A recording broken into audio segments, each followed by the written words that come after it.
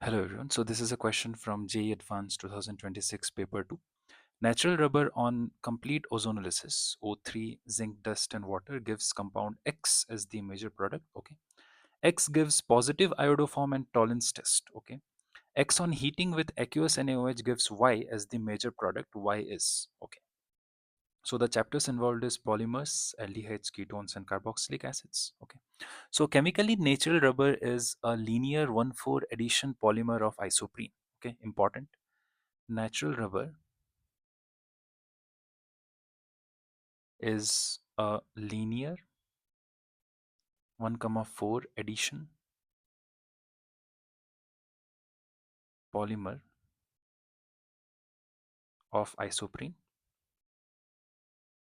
Isoprene is 2-methyl 1,3-butadiene. Okay, so to draw the structure of isoprene, it looks something like this: CH2, double bond C, CH3, CH, double bond CH2, 1, 2, 3, 4. Okay, so this word is really important. That is 1,4 addition polymer.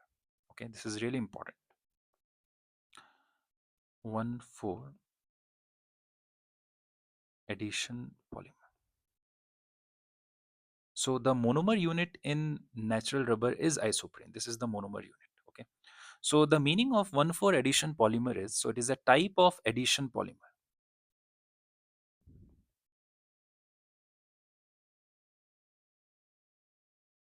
Addition polymers are formed by successive addition of monomers units to the growing chain. So this monomer connects to the another monomer, and it goes on to give us a large chain of a polymer.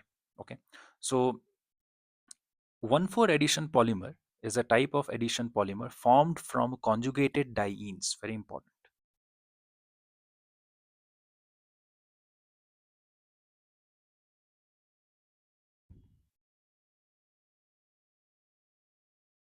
So the monomer units are conjugated diene. Yes, it's correct, because isoprene is a conjugated diene, because the meaning of diene is it should have two double bonds. There are two double bonds and it should be conjugated. So you can see double, single, double.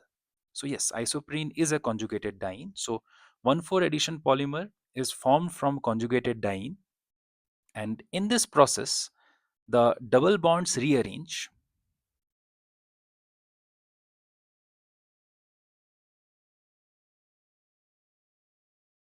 so that the repeating monomer units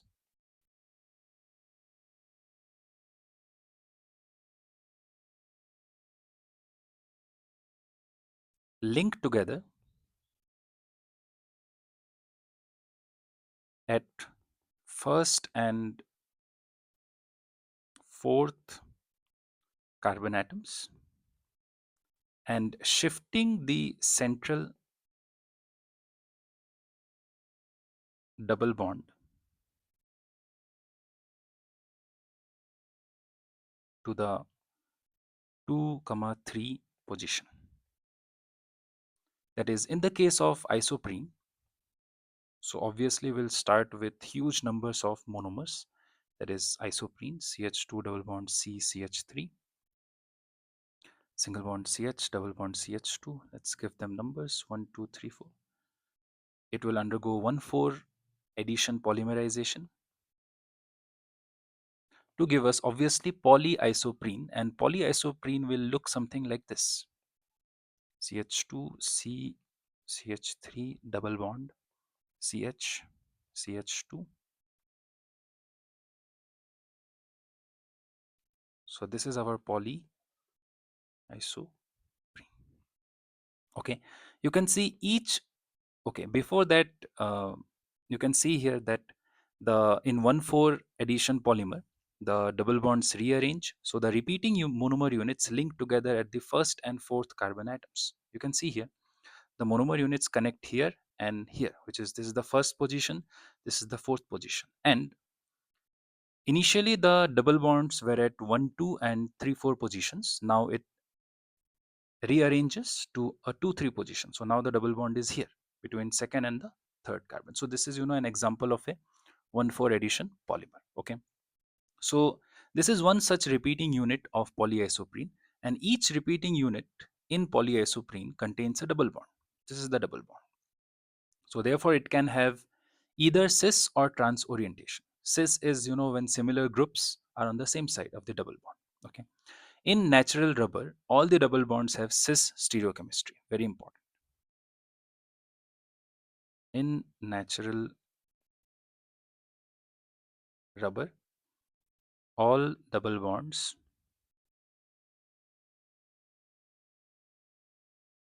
have cis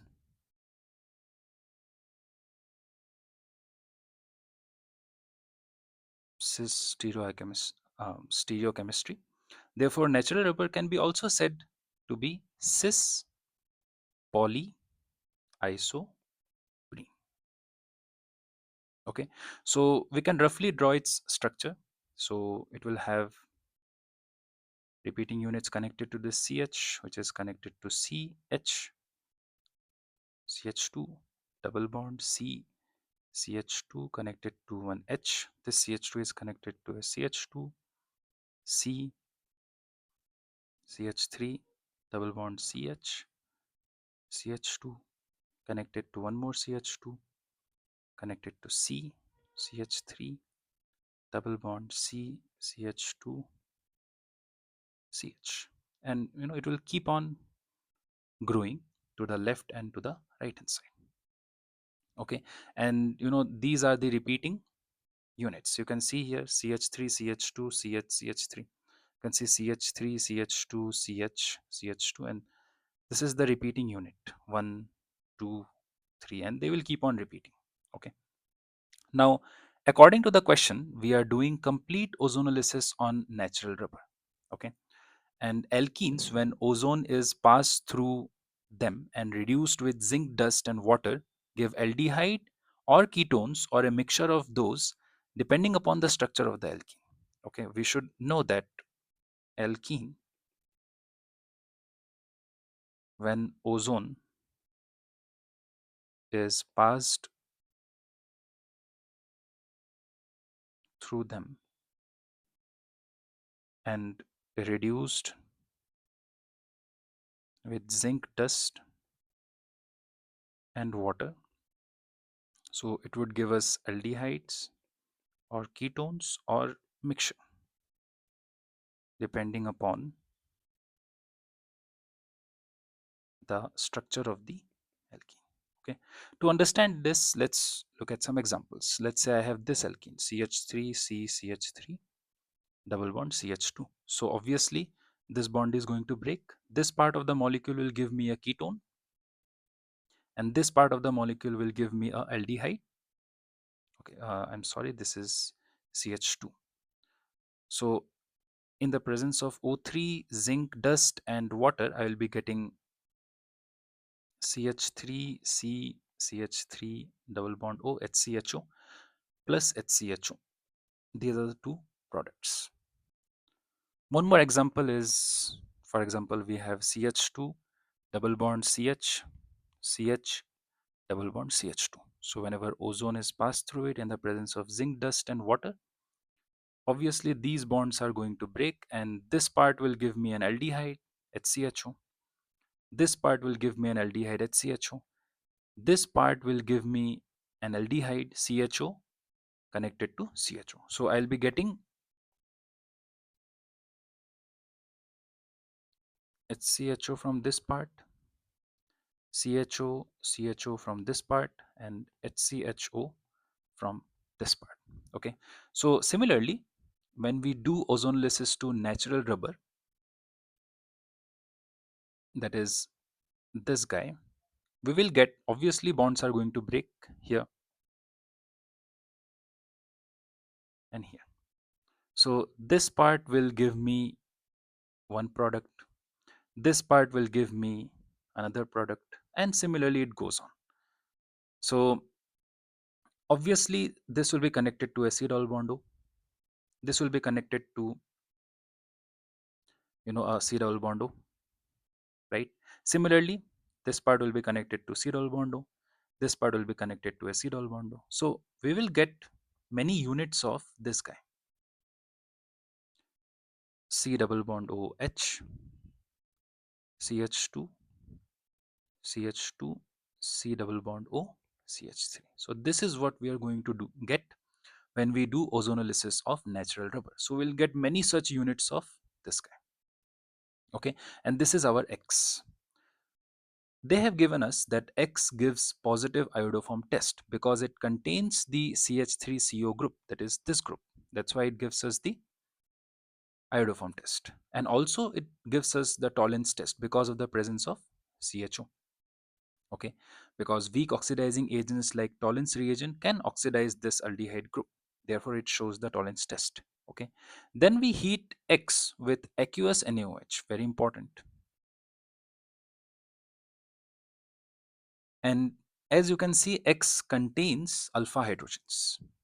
So this is alpha hydrogen. This is also alpha hydrogens. So it contains alpha hydrogens and in the presence of aqueous NaOH, and it also contains the carbonyl group. So therefore, obviously, this is the aldol condensation reaction.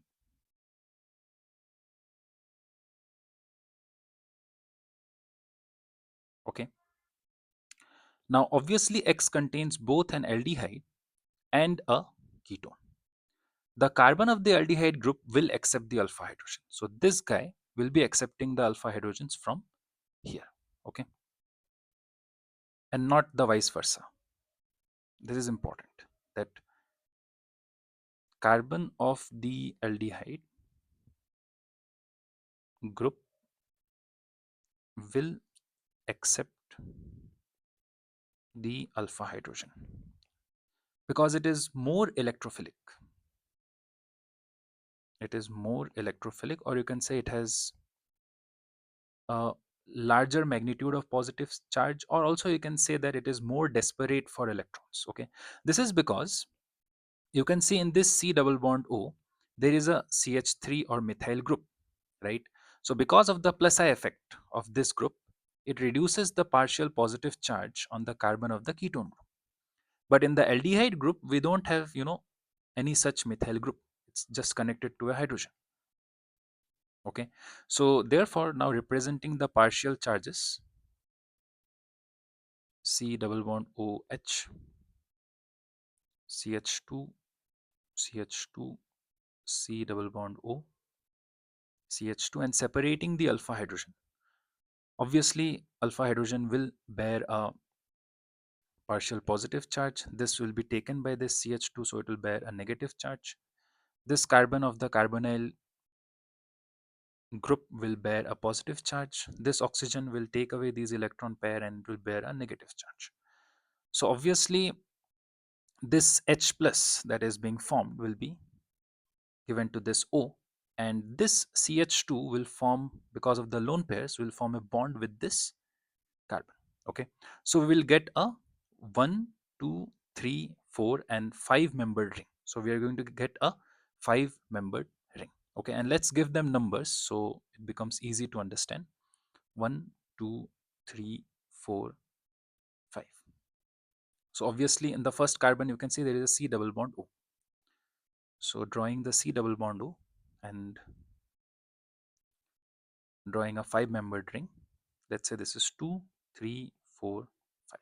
Okay, so second carbon is obviously CH2, third carbon is obviously CH2. Fourth carbon, in the fourth carbon, if you remember, oxygen had 3 lone pairs and the negative charge, and it will be, you know, these lone pairs will be shared to hydrogen. So it will form an alcohol group on the fourth position. So we'll have a OH group there. And in the fifth position, we'll be having a CH2 connected to the fourth carbon. So yeah, we'll have 2 hydrogens here. Okay. And obviously, we are also heating it. Due to the heat, it undergoes dehydration. Okay, so therefore OH from C4 and H from C5, it goes out in the form of water, and we will have a double bond here to maintain the conjugation. You can see double bond, single bond, double bond. So therefore ultimately our answer, final answer, is going to be C double bond O, a 5 membered ring, and since OH and H went out, we'll have a double bond here. So this is our final answer, and this is our Y. Okay, thank you.